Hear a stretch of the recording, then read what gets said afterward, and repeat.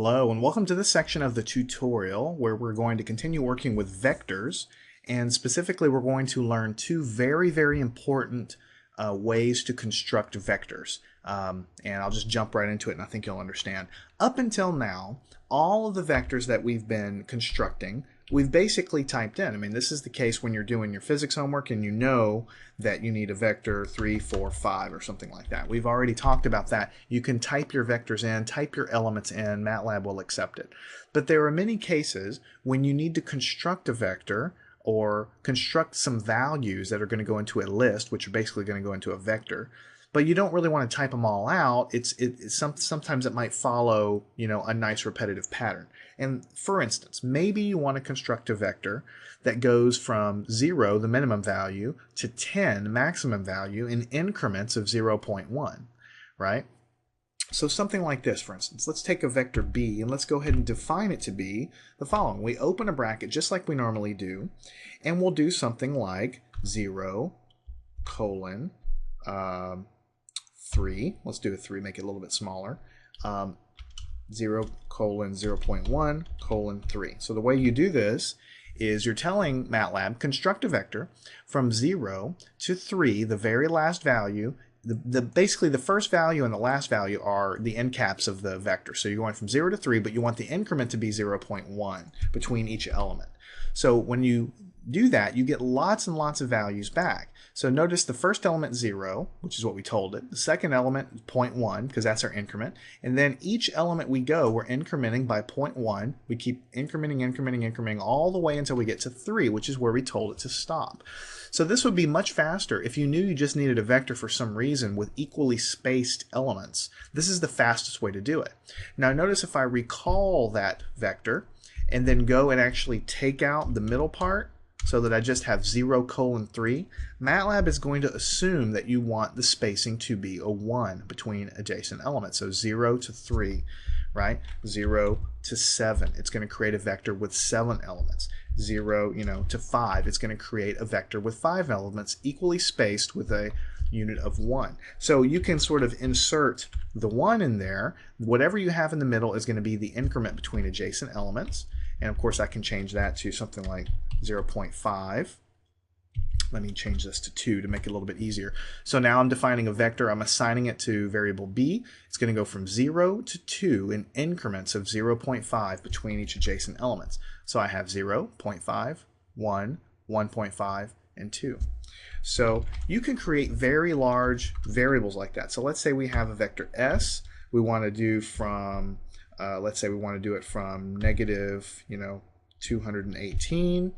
And we want to go in increments of 0.25, and we want to have the last value be negative, 100, something like that. So what we have here, you close it off in a bracket. So now we're creating a vector. The smallest value is going to, or the starting value, I should say, is going to be negative 218. Then we're going to increment by 0.25 each time, counting up until we get to negative 100. So there's a lot of elements here, and you see when you hit enter there, MATLAB gives an entire book of these things back. So if you wanted to do that, for instance, and not actually echo the output out, let me clear the screen just to kind of remind you. If we wanted to define that but not actually echo everything to the screen, this is a great example of when you might want to suppress the output. Just put a semicolon at the end. The definition takes place, everything is done, it just doesn't spill it back to the screen for you. If you look over to your workspace area, variable s is created, the vector s, and it tells you it's 1x 473. What this means is it's one row, 473 columns. Remember what I told you before, everything's really a matrix in MATLAB. So we're calling in these things vectors that are just basically matrices with one row. So that's why it says it's got one row in this matrix, 473 columns, because that's each little sort of column as every little element that's listed here. Each value is at double precision that, we've already talked about. That's the default thing in MATLAB. If you go over here, it tells you the minimum value in this vector is negative 218. The maximum value is 100. Now, of course, we can extract values out of S all day long. What if we want the first element? The very first element should be negative 218 because that's what we started with. What if you wanted the 19th element? Then that would return the 19th element. What if you wanted the 57th element. It would give you the 57th element, and so on. So you could extract things like that. Now this is a vector with an enormous number of elements, 473 elements to be exact. If you wanted to look at it without spilling it all to the screen like MATLAB does when you type in S and it just spills everything to the screen, that's kind of ugly, then what you can do is go over here to the workspace and just double click on this variable and it'll open it up in like a little spreadsheet here. So this is sort of a nice way to scroll through and say, okay, well, element 29 is this.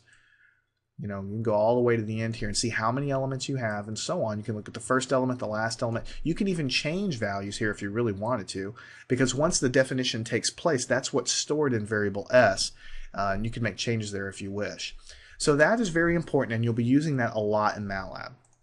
Creating these little cheap little vectors, so to speak, that have a constant increment between adjacent elements. They pop up in uses a lot, and we'll talk about exactly why they're useful later.